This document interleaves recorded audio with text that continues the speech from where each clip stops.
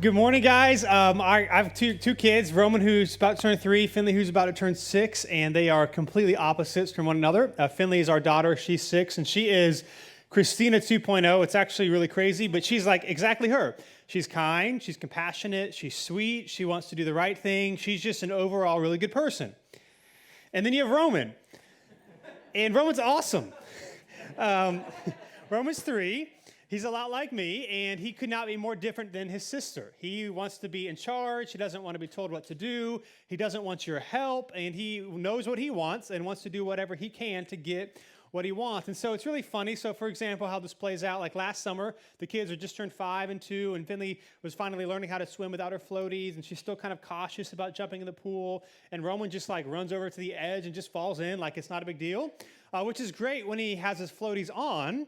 When he doesn't seem to care. And so what happens is he'll like go in the pool and he'll like have the floaties on. He wants to take them off, and we're like, okay, buddy, but you got to stand like near the stairs. And so he'll like get on the stairs and like try to like walk into the pool. And so you have to grab his hand. The water's like to his neck or into his chin. He's just like this. He's like trying to let go of your hand. I'm like, buddy, you can't do this. Or if he doesn't have his floaties on, he'll just like, again, just flop into the pool. Like whether or not we're there to catch him. And so Finley, after seeing this, started to jump in the pool herself. But that's just who he is. He's always trying to do things on his own. He's very self-reliant, which is not always a good thing.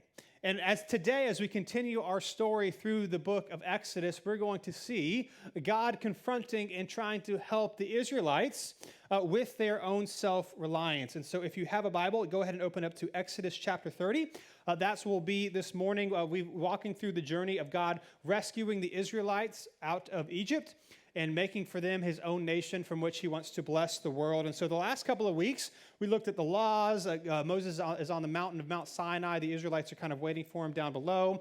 We saw God give Moses the instructions for how to build a tabernacle, which is the large tent that he was going to meet the Israelites in. And then last week we saw the priests and all that they had to do to get consecrated to offer sacrifices and go into the tabernacle so that the Israelites could experience the power and presence of God. And we've seen how all of this was but a shadow pointing to how Jesus was the ultimate fulfillment of all these things. And so here's what's interesting, right? Here's what we know in life. Life is often greener. The grass is greener on the other side. And so sometimes I think if we look at the Israelites, we might say there's a lot of things that we don't want. Like we don't want to really live in the desert and wandering around. That doesn't seem very fun without Wi-Fi. What would we do? I don't know. But one of the things that would be cool, it's like, without a doubt, they know God is there and they know God is real because they're seeing like some really cool things. And I think for us in our context, we would really enjoy that. We're like, this would answer a lot of questions for us if we could see all of these things happen. And yet Israel would look at us and actually long to be in our position, right? Because they could see we get access to the presence of God without having to go through all of these things because we are failures and we fall short. But God, through his grace, did for us through Jesus what all of these sacrifices in the tabernacle was just pointing to. Now we are all, if you're a follower of Jesus, we are all priests and we are all indwelt with the presence of God. And so we're going to see that continue today in chapter 30. Some of the reasons why the Israelites might wish they could be in our position. And so we'll pick it up at chapter 30, verse 11. Again, this is after all of the stuff about the tabernacle, the priests, what they had to wear, the altar, the incense, and all that sort of thing for them to experience God's presence. And here's what it says next in verse 11. It says, "The Lord spoke to Moses, 'When you take a census of the Israelites to register them, each of the men must pay a ransom for his life to the Lord as they are registered. Then no plague will come on them as they are registered. Everyone who is registered must pay half a shekel according to the sanctuary shekel, 20 gerahs to the shekel. This half a shekel is a contribution to the Lord.'" And so in the ancient world, you would only take a census for one of two reasons. One was for taxation purposes, to see who was all in your nation or in your kingdom so that you could tax them, or to prepare for war, right? To know how many men, particularly young men, you could recruit for battle. Now, Israel only ever took a census a few times in the wilderness and in the promised land, and it was always for war purposes or to be able to be prepared for an attack that was going to come their way.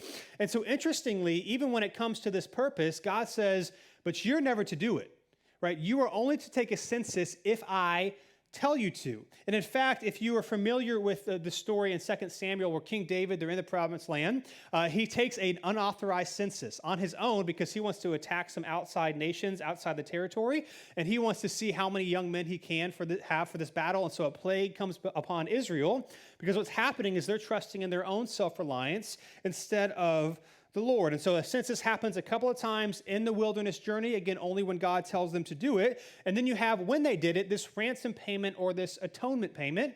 There's some debate and discussion about what exactly the ransom payment represented, why they had to do it, but it seems to be in some sphere, it has to do with this idea that the census is a dangerous thing, and they are to only do it if God tells them to do it, and to rely on the Lord to provide and to trust in the Lord to protect them and not on themselves and not on their own might. So he tells them how to do the census. The next couple of verses say everybody that is part of the census, so pretty much young men 20 years and older, would have to pay a half a shekel on their behalf, no matter if you were rich or if you are poor. And then if you look down in verse 17, a few verses later, it then says this: the Lord spoke to Moses, verse 18, "Make a bronze basin for washing and a bronze stand for it. Set it between the tent of meeting, which is the tabernacle, and the altar, and put water in it. Aaron and his sons, who are the priests, must wash their hands and feet from the basin.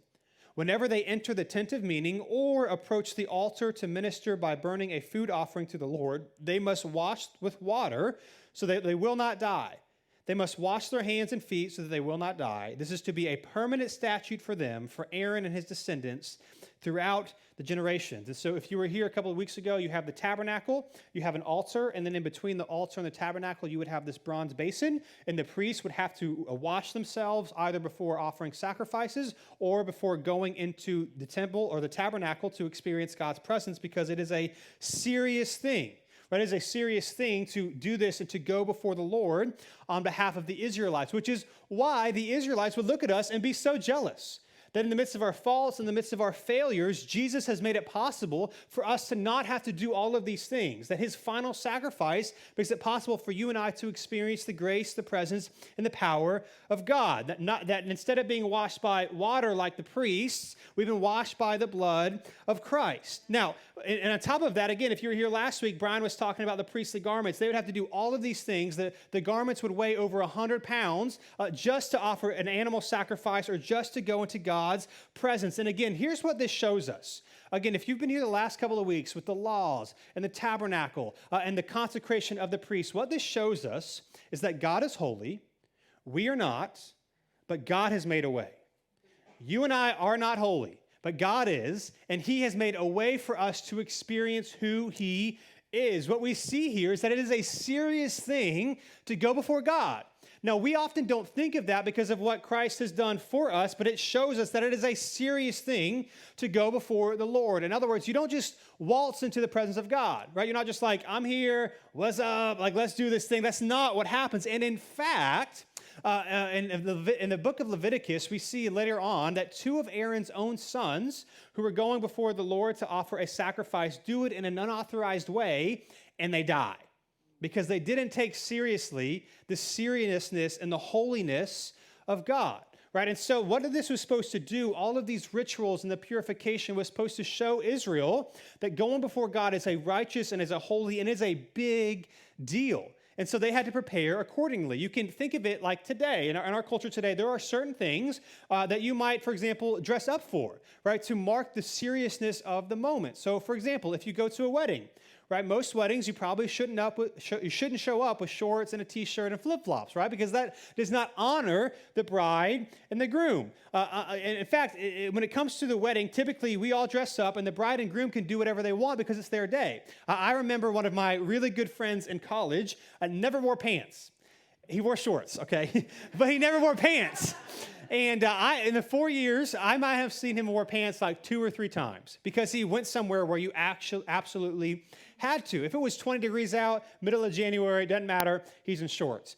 And so his wedding comes, and I remember, us and the groomsmen have the traditional like suit thing, whatever, and the bridesmaids and the bride, they have all the traditional stuff on. And then here he comes, and he has his suit jacket and shirt, suit pants, but they were hemmed at the knees. So he had shorts, suit shorts, and they were awesome. But it was his wedding, so he's allowed to do that. Right? No one else better show up at shorts at their wedding, right? Because it's significant. And again, what we see here is just like this, that God is holy, you and I are not. And yet God in his grace has made a way for Israel to experience who he is. Again, this changes how we view it. Again, without this perspective, we see the laws and the tabernacle and the priests, and we're like, man, that's a lot of work. Who would want to do that? Until you realize, oh, God is telling them exactly what they have to do to experience his presence and his power and his blessing. Like, I think that's a pretty great trade-off. And so for them, it was worth it.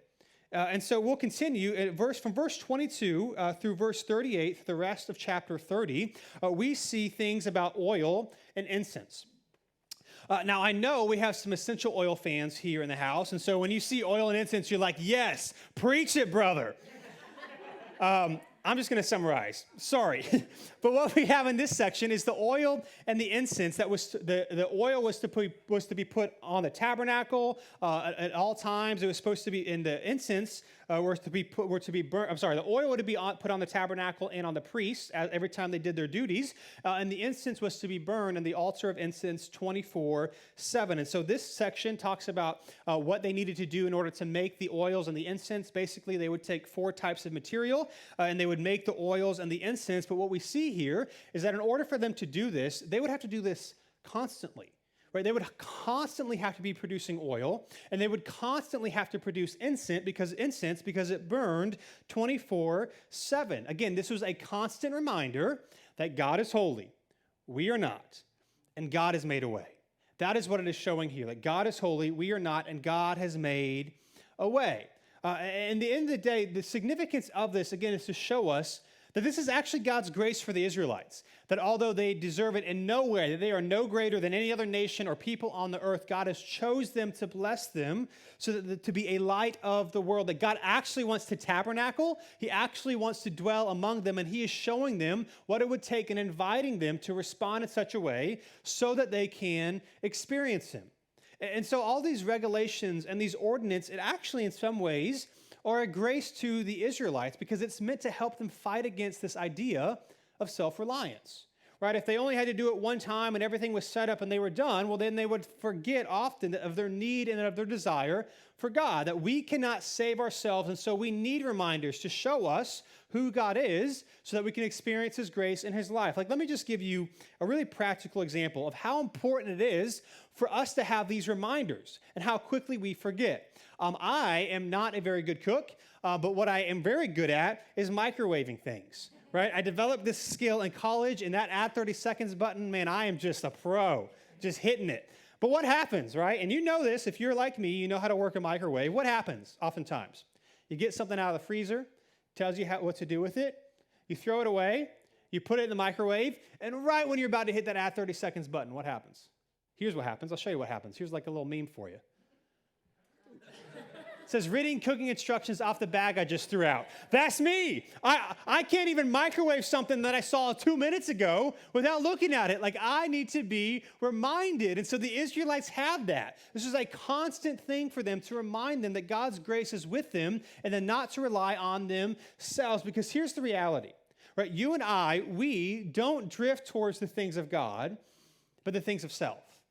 Right? In our own personal lives, we don't drift towards the things of God, of honoring him and loving people. We drift toward our own selfishness, what we want, when we want it, how we want it, making sure life is good for us. And so if we don't have things like the Israelites had, this tabernacle and the temple and the incense and the Sabbath and the oils and the sacrifices to remind them, they would drift to things on their own, which they do even in spite of all these things. And the same is true for us. You and I, naturally on our own, do not drift towards the things of God, but the things of ourself. And this is why this is good for them. And so if we continue, if you flip over to chapter 31, we'll pick it up in verse 12. Verse 1 through 11 is just God telling Moses to make sure for the tabernacle, to the priest, to all these things that they follow these instructions like to the T.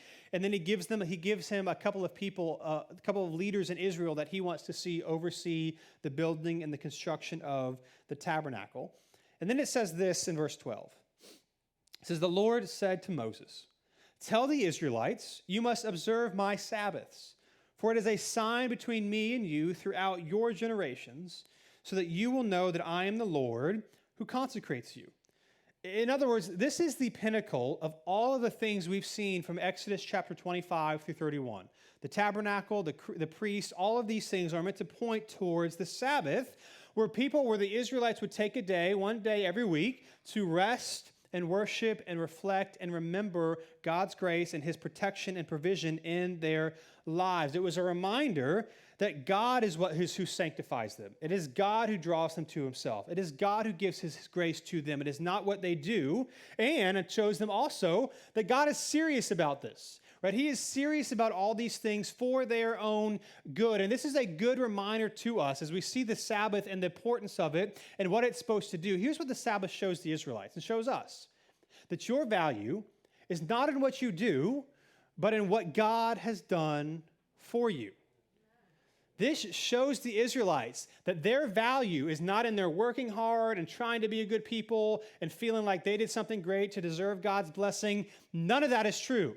Their value, your value, is not in what you do, but in what God has done for you, which again, this is completely opposite of what we typically think about, right? How does this work for us? Like we work to provide for ourselves, but if we're honest, to also try to prove ourselves, right? We try to buy things and advance in our career, but we might have some dreams, which is good to do, but sometimes if we're honest, our ulterior motives would be like, look how great I am.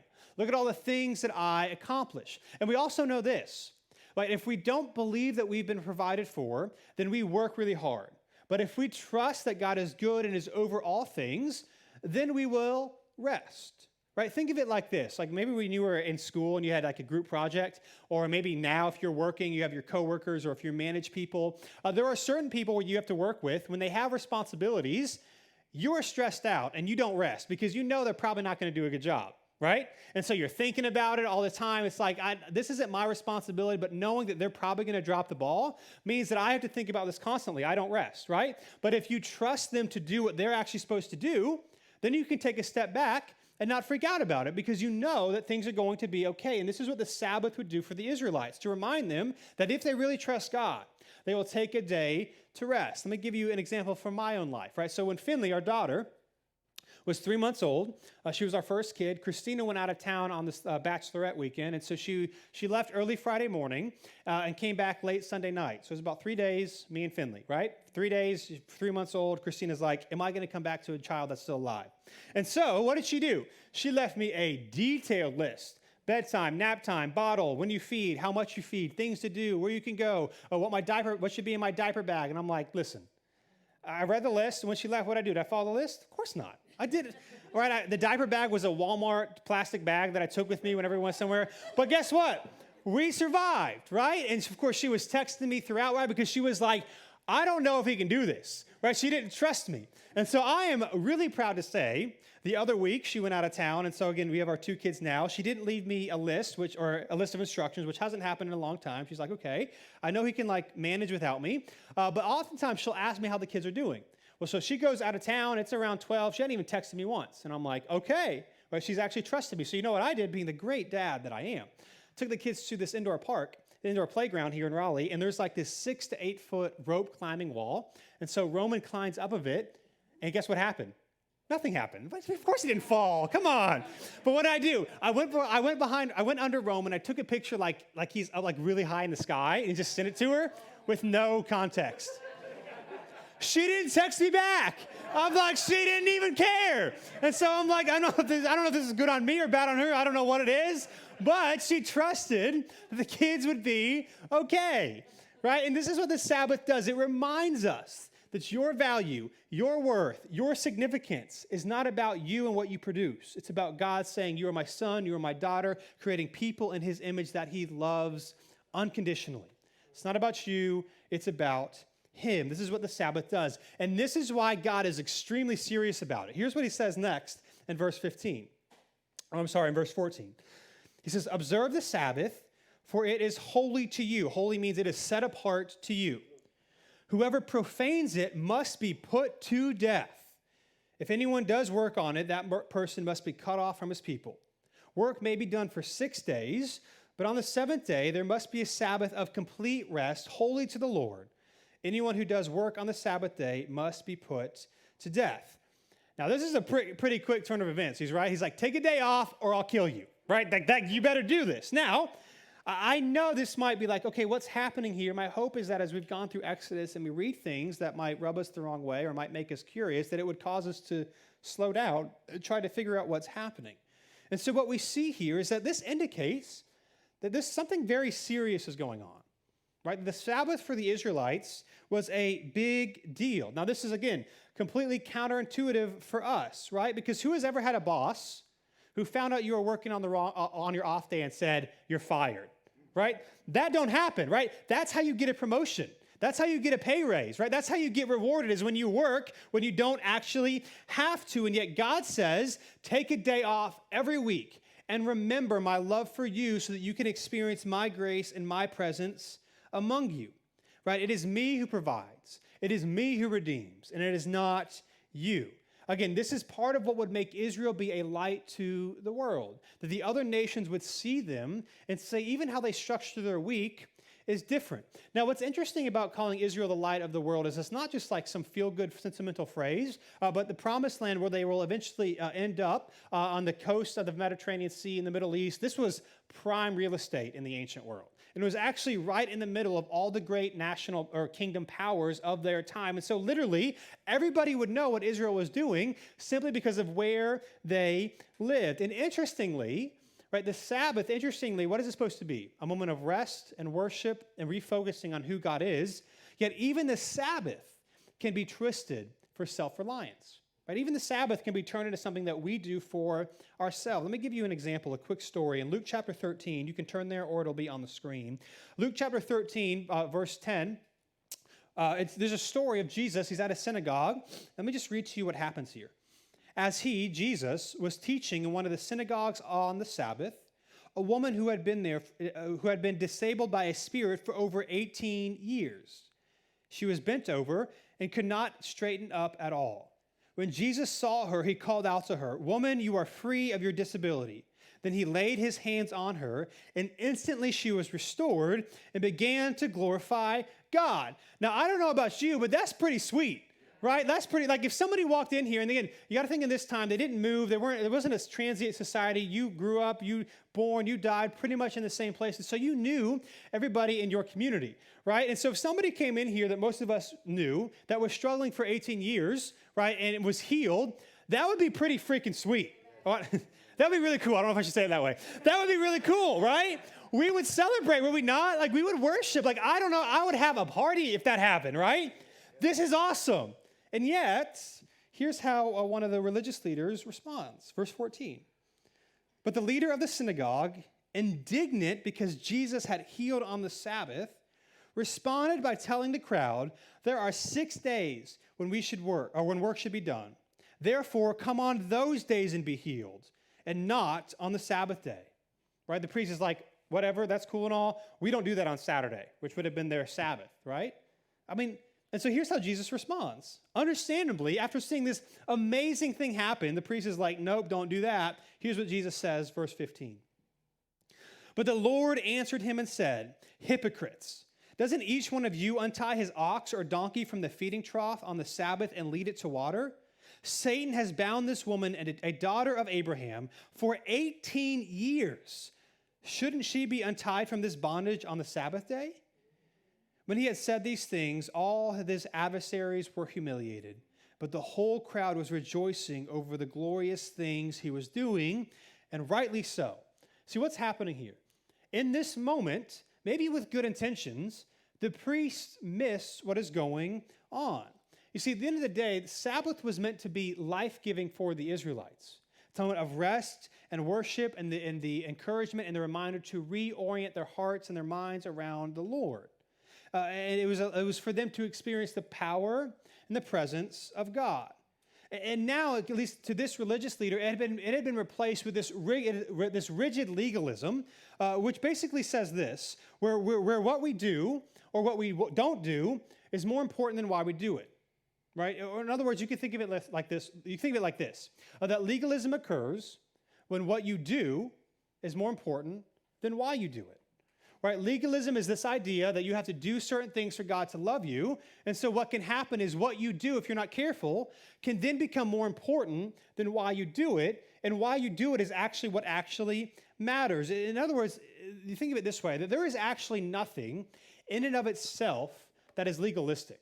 Right? There is no action, there is no thing that you do in and of itself or that someone else does that is legalistic.